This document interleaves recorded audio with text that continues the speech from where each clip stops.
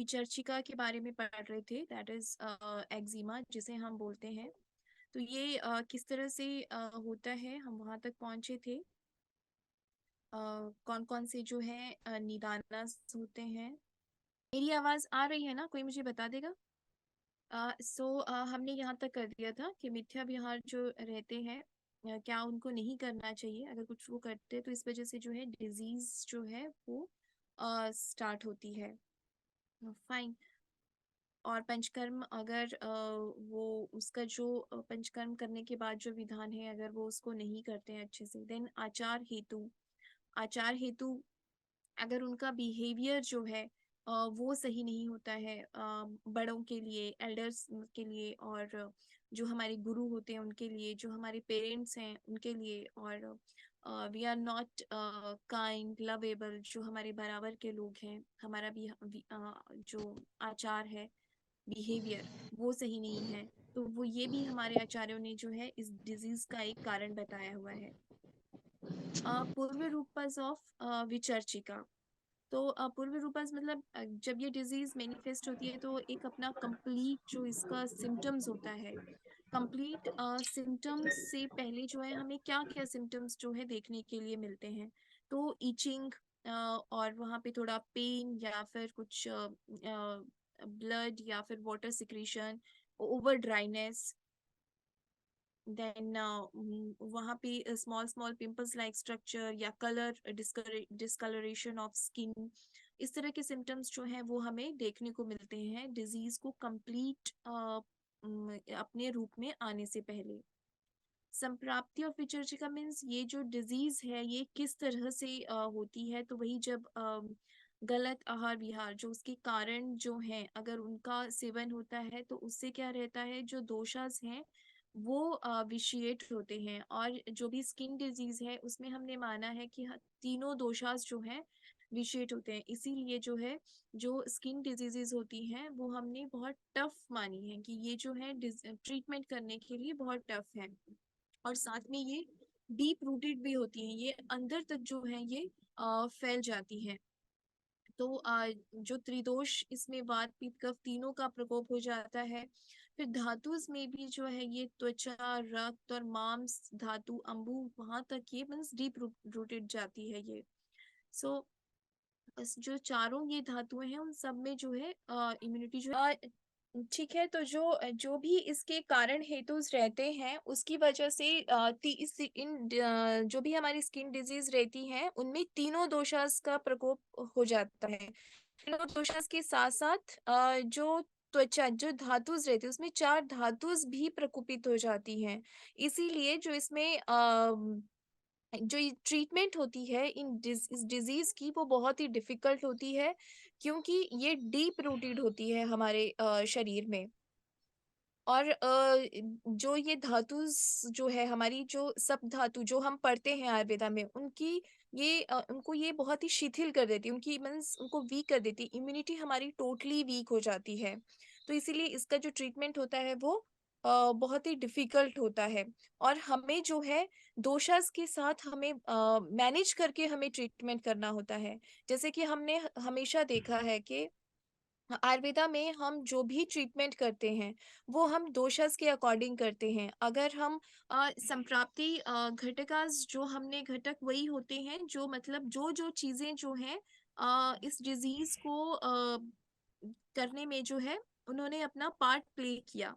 तो दोषास इसमें इन्वॉल्व होते हैं, जो दुष्यस हैं मतलब जो भी हमारी धातुस जो हैं वो इसमें इन्वॉल्व हो जाती हैं।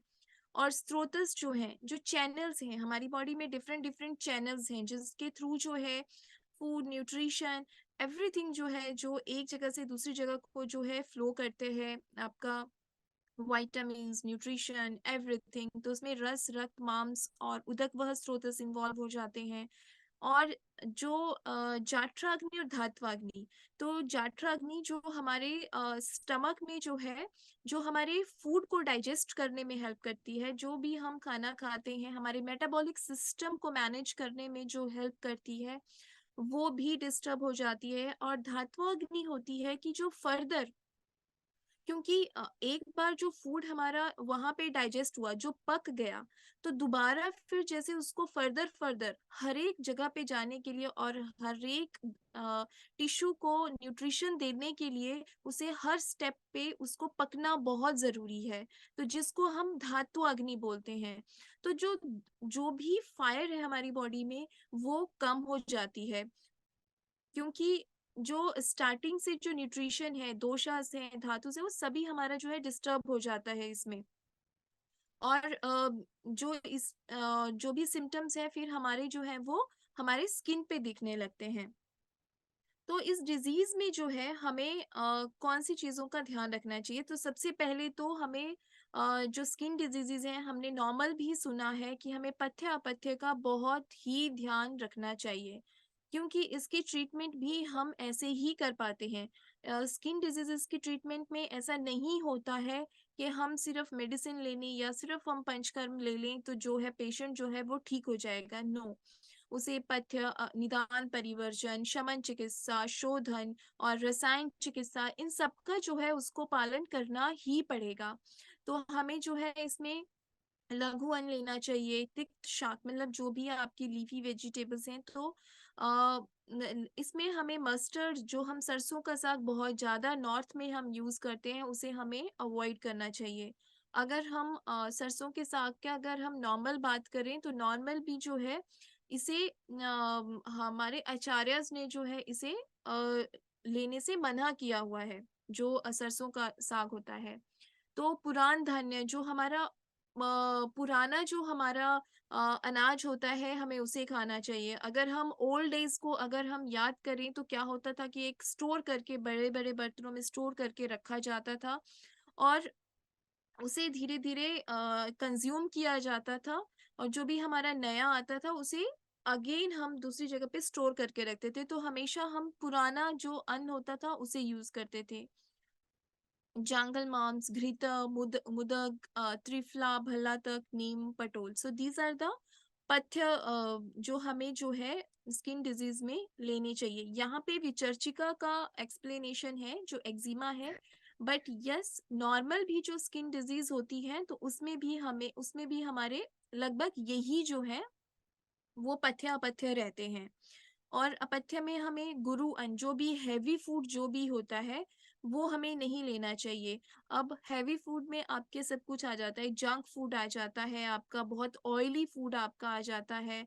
देन आपके माश, राजमा आपके आ जाते हैं, आलू इसमें आ जाते हैं। जो भी हैवी फूड होता है वो हमें नहीं लेना चाहिए। दूध, दही, आंवला रस गुड़ के साथ हमको नहीं लेना है। तिल इसमें नहीं लेना होता है। अनूप मांस, मत्स्य, मांसा एंड वसा मीन्स जो फ्लैश होता है बहुत ज्यादा जिस नॉन वेज में, वो हमको नहीं लेना है। और तैला मीन्स ज्यादा ऑयली फूड जो है वो नहीं खाना है। ठीक है। सो माश, कुलथ, इक्षु विकार, मूलक, मध्य, लवण। लवण का मतलब है कि सॉल्ट इन इज इन थोड़ा जितना हमारा लिमिटेशन होता है उससे थोड़ा कम ही लेना है। हमें लिमिट को क्रॉस नहीं करना है सॉल्ट में। विदाही अन्न, अभिसंधि अन्न, जो मतलब हमारे डाइजेशन को जो है वो वीक कर दे, तो उस तरह का नहीं लेना चाहिए। अब इसमें जो है साध्य असाध्य मीन्स जो विचर्चिका है वो कौन सी, जो एक्जिमा है कौन से हम जो है ठीक कर सकते हैं, कौन से नहीं ठीक कर सकते हैं। ट्रीटमेंट हम सबका करते हैं।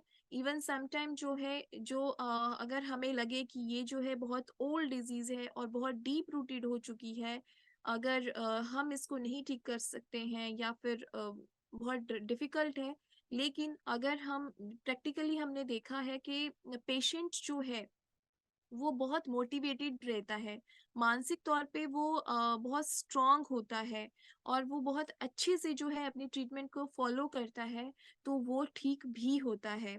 आचार्यों के हिसाब से बताया गया है कि जो आपके जो है अगर डिजीज जो है वो त्वचा, रक्त, मांस, मतलब चार धातुएं हमने इसमें बताई हैं जो इन्वॉल्व होती हैं। लेकिन अगर वो डिजीज जो है वो 3 धातु तक की है, बहुत डीप रूटेड नहीं गई है।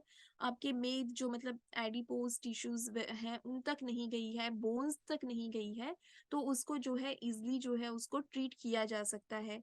लेकिन अगर वो आपके एडिपोज टिश्यू और बोन्स तक जो है, वो इंटरनल ऑर्गन्स तक जो है वो स्प्रेड हो चुकी है, तो उसको जो है, हाँ, हम बहुत कठिनता से उसको जो है ठीक करते हैं, और कंप्लीट हम उसे जो है वो ठीक नहीं कर पाते हैं, या फिर पेशेंट को जो है कंटिन्यू जो है उस पेशेंट को जो है ट्रीटमेंट जो है उसको लेते रहना पड़ता है। फाइन। और इसकी जो है कॉम्प्लिकेशंस, उपद्रव इसमें जो हमें देखने को मिलते हैं, वो पुएस्ट्रावम मतलब जो है डिस्चार्ज जो है वो होता रहता है, बॉडी पेन जो है पेशेंट को वो होता है, पेशेंट जो है उसको फीवर रहता है, डाइसेंट्री, डायरिया, इस तरह के सिम्टम्स होते हैं, बर्निंग सेंसेशन उसको पूरी बॉडी में होता है। और यस, इम्यूनिटी तो उसकी वीक रहती ही है, और उसे उसका जो है इंडाइजेशन, स्टमक से रिलेटेड उसको पूरा डिस्टर्ब हो जाता है in complications. Now comes the part के जो चिकित्सा है विचर्चिका की, वो जो है वो उसमें हमें क्या करना है। अब ये जितनी भी हमारी स्किन डिजीजेस हैं, अ, यहाँ पे हमने सिर्फ एक विचर्चिका एक्जिमा का विधान लिया, लेकिन जितनी भी हमारी स्किन डिजीजेस हैं उसमें अ, हमें कुछ चीजों को फॉलो करना ही होता है। उसमें हमें शोधन, शमन और निदान परिवर्जन, उसके बाद फोर्थ जो है वो रसायन चिकित्सा। तो इन चारों के हिसाब से हमको स्किन डिजीज में चलना ही पड़ता है।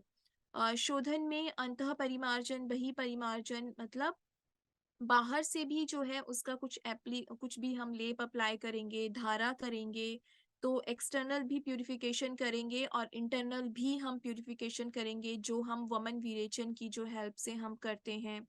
और शस्त्र प्रणिधान शोधन है कि जो हम रक्त मोक्षण करते हैं, जो हमारा गंदा ब्लड होता है उसको हम बाहर निकालते हैं, जलोका लगाते हैं, या फिर हम सिरिंज से जो है जो प्योर जो ब्लड होता है उसको हम बाहर निकालते हैं। शमन चिकित्सा, जो भी हम मेडिसिन जो है हम वो पेशेंट को हम खाने के लिए देंगे, दैट इज शमन चिकित्सा। निदान परिवर्जन मतलब उसको इस डिजीज में जो है क्या नहीं खाना है, और साथ में उसकी जो प्रकृति है, डॉक्टर ने जो एनालाइज किया पेशेंट की जो प्रकृति है उसके अकॉर्डिंग उसको कौन सी चीजें खानी है, कौन सी नहीं खानी है, तो ये सब कुछ उसको फॉलो करना पड़ेगा। फोर्थ नंबर पे आता है रसायन चिकित्सा। तो रसायन चिकित्सा में क्योंकि उसकी इम्यूनिटी टोटली वीक हो जाती है, एंड फिजिकली नहीं मेंटली भी पेशेंट की जो इम्यूनिटी है वो वीक हो जाती है, तो रसायन चिकित्सा जो है वो मेंटली और फिजिकली दोनों तरह से हमको देख के चलना पड़ता है, दैट इज वेरी इंपॉर्टेंट। तो ये चार चीजें, शोधन, शमन, निदान परिवर्जन और रसायन चिकित्सा, ये हमको हर तरह की स्किन डिजीज में करनी ही चाहिए। अगर कोई पेशेंट है, अगर वो पंचकर्मा के लिए आ रहा है, और क्योंकि ये सब चीजें पहले डॉक्टर ने बताई रहेंगी, लेकिन हमारा काम है कि पेशेंट जो है वो पंचकर्मा रूम तक आ रहा है, वो अ, तो हमें उसे जरूर पूछना चाहिए क्या वो सब चीजें फॉलो कर रहा है। अगर नहीं कर रहा है तो he should go to the doctor, उसे डॉक्टर के पास जाना चाहिए, पूछना चाहिए सब चीजों की मुझे क्या करना है क्या नहीं करना है। और उसे जरूर पूछना है कि वो अपनी मेडिसिन जो है टाइम टू टाइम और एक प्रॉपर वे में ले रहा है, और जो भी उसका उसको आहार विहार बताया गया है, अगर वो पंचकर्म ले रहा है तो पंचकर्म के बाद उसको क्या सावधानियां लेनी है, किस तरह का आहार विहार लेना है, वो सब अगर उसको बताया गया है तो वो फॉलो कर रहा है या नहीं कर रहा है। तो ये सब चीजें, इन सब चीजों के साथ काउंसलिंग जो है वो पेशेंट की बहुत ही जरूरी होती है। और ये जो काउंसलिंग होती है ये डॉक्टर और पंचकर्मा थेरेपिस्ट दोनों मिलके जब पेशेंट का ये ट्रीटमेंट करते हैं तो इट्स अ ट्रिमेंडस रिजल्ट, बहुत अच्छे रिजल्ट जो है हमें देखने को मिलते हैं। तो शोधन में जो है, शोधन में हम जो भी हमारी स्किन डिजीज है, तो शोधन में हम वमन विरेचन और रक्त मोक्षण करते हैं। तो जो भी शमन में तो इंटरनल मेडिसिन हो गया आपका, जो डॉक्टर ने प्रिस्क्राइब किया रहेगा। तो पंचकर्मा रूम में जो है हम उनका वमन, विरेचन और रक्त मोक्षण करते हैं। तो वमन जो है स्किन डिजीज में जो है बहुत ही लाइट अगर स्किन डिजीज है तो हम जो है वमन जो है वो हम मतलब 2 महीने में एक बार या 3 महीने में एक बार इस तरह से भी करते हैं, या फिर समटाइम अगर बहुत ही स्टार्टिंग है किसी पेशेंट को स्किन डिजीज का, तो उसे एक ही बार वमन या विरेचन करवा के जो है उसे फायदा हो जाता है, दूसरी बार हमें रिपीट नहीं करना पड़ता है। लेकिन अगर क्रोनिक अगर पेशेंट हमें आता है तो हमें जो है 15 दिन में एक बार जो वमन थेरेपी रहती है शोधन में वो 15 दिन में एक बार, और जो विरेचन थेरेपी रहती है वो महीने में एक बार, और जो रक्त मोक्षण थेरेपी रहती है वो हमें मतलब 2 या 3 महीने में एक बार जो है वो हमें जरूर करना चाहिए। यही इसका जो है एक ट्रीटमेंट प्रिंसिपल, क्योंकि इसमें बार बार जो है वो जो ब्लड है, जो इम्प्योरिटीज है वो बार बार जो है वो स्किन मतलब आती जाती है, बनती जाती है। बिकॉज एक आर्म फॉर्मेशन अंदर बॉडी में पूरा वो आर्म फॉर्मेशन में डीप रूटेड हो गया, तो डीप रूटेड को निकालने के लिए हमें जो चिकित्सा होती है वो हमें फ्रिक्वेंट हमें यूज करनी होती है। और it's not only in the विचर्चिका, जो भी हमारी स्किन डिजीजेज है उसमें जो शोधन कर्म का जो विधान है वो इसी तरह से दिया गया है। और अगर हम वमन जो है अगर हम वमन करवा रहे हैं तो साथ में हमें दोषास को भी देखना है कि वमन जो है हम कफ दोष में देते हैं। बट अब यहाँ पे हमने पढ़ा कि इसमें तीनों दोषास इन्वॉल्व हैं, तो हमें इसमें देखना है कि कौन सा दोष जो है इस टाइम पे पेशेंट का जो है वो ज्यादा है। सपोज वमन जो है पेशेंट पंचकर्मा रूम में आया तो हम इसको इस तरह से चेक कर सकते हैं, पेशेंट पंचकर्मा रूम में आया उसको वमन प्रिस्क्राइब किया गया है, तो हम उसको रिवर्स वे में हम उसको स्टडी कर सकते हैं कि अगर इसको वमन प्रिस्क्राइब किया गया है तो इसमें कौन कौन से सिम्टम्स हैं पेशेंट में। तो उसमें जो है कफ के अधिक लक्षण हमें देखने को मिलेंगे, इसलिए उसको वमन दिया गया है। तो वमन फिर जो है हमें 15 दिन में जो है एक बार उसको हमको वमन देना है। अगर उसको विरेचन बोला गया है तो इट मीन्स उसमें जो है पित्त की अधिकता है, और पित्त की अधिकता में जो है हमको विरेचन उसको करने के लिए बोला गया है। अब आती है बात वात की। ठीक है, अब वात में हम बोलते हैं कि वात के लिए बस्ती जो ट्रीटमेंट है, जब हम पंचकर्म पढ़ते हैं तो हमने ये सारे जो हमारे पंचकर्म है वमन, विरेचन, बस्ती, रक्तमोक्षण और नस्य, ये सब हमने पढ़े हैं। तो बस्ती जो है वो बहुत ही अच्छी चिकित्सा है, अर्ध चिकित्सा है, और ये वात में जो है काफी अच्छा है। लेकिन जो स्किन डिजीजेस होती है उसमें हम एकदम से बस्ती नहीं देते हैं। उसमें हम और ना ही ये क्लासिफिकेशन है कि बस्ती जो है वो देना चाहिए। But yes, in other chapter हमारे आचार्यस ने कहीं पे बोला है कि आस्थापन बस्ती हम दे सकते हैं। बट आस्थापन बस्ती भी हमें बहुत ही प्रिकॉशन के साथ देनी पड़ती है। बिकॉज यहाँ पे जो स्किन डिजीज में एक तो वहाँ पे रुक्षता भी हुई रहती है, तो बस्ती से समटाइम जो है वो रुक्षता बढ़ जाती है। तो बस्ती जो है इसका वो ट्रीटमेंट ऑफ चॉइस हम जिसको बोलते हैं तो वो एकदम से नहीं है, but depends on the patient. Patient अगर आईपीडी में है और वो हमारी टोटल वो हमारी निगरानी में है तो यस, डॉक्टर्स की देखरेख में हम उसको वो उस ट्रीटमेंट पे हम पेशेंट को डाल सकते हैं। अदरवाइज हम जो है वमन, विरेचन और रक्त मोक्षण, इन्हीं ट्रीटमेंट को जो है हम शोधन में स्किन डिजीज के लिए फॉलो करते हैं। ठीक है, और मानसिक जो है मानसिक हमें जरूर पेशेंट पे ध्यान देना है, क्योंकि मानसिक तौर पे भी जो पेशेंट होता है वो काफी वीक हुआ रहता है। तो उसको जो है मानसिक उसका स्ट्रॉन्ग करने के लिए हम अगर पंचकर्म में कौन सी ट्रीटमेंट दे सकते हैं, तो हम उसको जो है शिरोधारा हम उसको डाल सकते हैं। शिरोधारा या फिर कोई भी हम जो है मेडिकेटेड कषाय धारा बना के जो है उस पेशेंट को जो, क्योंकि समटाइम क्या होता है कि आपके जो है वो हेड पे भी रहता है तो हम बहुत ज्यादा ऑयलेशन हम वहाँ पे नहीं कर पाते हैं। तो किसी भी मेडिकेटेड कषाय को हम बना के जो है वो हम शिरोधारा कर सकते हैं, तो इट्स अ डबल इफेक्ट। कि उसको जो है जो मेंटल उसको रिलैक्सेशन भी मिलेगा, और जो लोकल वहाँ पे अगर कुछ हमें सिम्टम्स देखने को मिल रहे हैं तो वो भी वहाँ पे जो है ठीक होंगे। और यस, हमें मानसिक जो है उसे जो भी माइंड को, ब्रेन को स्ट्रेंथ देने के लिए हमें इंटरनल मेडिसिन तो पेशेंट को हमें डालनी ही है।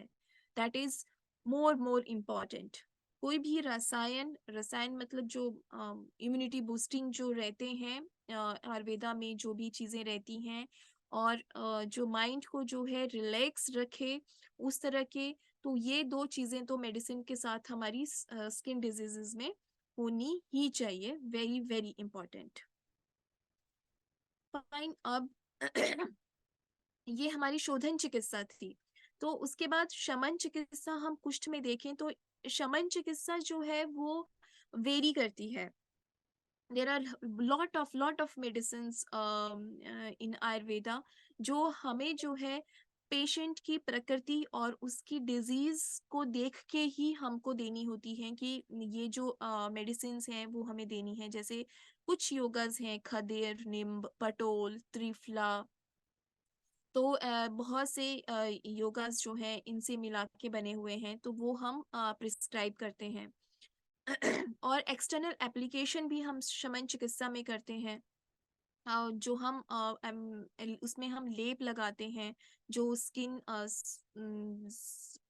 डिजीज स्पेसिफाइंग जो हमारी ड्रग्स रहती हैं, तो उनसे लेप बना के हम लेप लगाते हैं, धारा परिषेक करते हैं, या फिर चूर्ण का अवगाहन हम करते हैं। तो इस तरह से जो है ये शमन चिकित्सा रहती है। और निदान परिमार्जन जो हमारी थर्ड जो चिकित्सा है वो जरूर होना चाहिए, कि जो भी हमें बताया गया है ये खाना है ये नहीं खाना है तो वो हमें जरूर फॉलो करना चाहिए। एंड रसायन जो मैंने आपको ये बताया। So this is about the विचर्चिका एक्जिमा जो हम एक मॉडर्न में बोलते हैं, और आयुर्वेद में जो है ये इसको कुष्ठ है, और इसको जो है क्षुद्र कुष्ठ में रखा गया है। आयुर्वेद में जो कुष्ठ है, कुष्ठ में स्किन जो डिजीज है, उसको क्षुद्र कुष्ठ और महाकुष्ठ में उसको रखा गया है। वो भी हम अपने नेक्स्ट में जो है हम उसको रीड करेंगे। तो इसको जो है विचर्चिका को क्षुद्र कुष्ठ में रखा गया है। फाइन। अब इसमें जो है क्षुद्र, अगर हम स्किन डिजीज की अगर हम बात करें, तो स्किन डिजीज में जब पंचकर्म में जब हम स्नेहपान करते हैं तो there is a study for वज्रक घृत। वज्रक घृत इज अ मेडिसिन जो कि काफी जो है हेल्पफुल, और काफी जो है उस पे स्टडी भी हुआ है, यूजफुल है स्किन डिजीजेस में। मैं आपको इसको स्टॉप करके नेक्स्ट स्लाइड आपको शो करती हूँ। सो दिस इज वन पीडीएफ जिसमें वज्रक घृत जो है, इट्स अ स्टडी कि अगर हम स्किन डिजीज में जब हम पंचकर्मा के लिए स्नेहपान हम करते हैं, करवाते हैं पेशेंट को, तो अगर हम वज्रक घृत को अगर हम यूज करें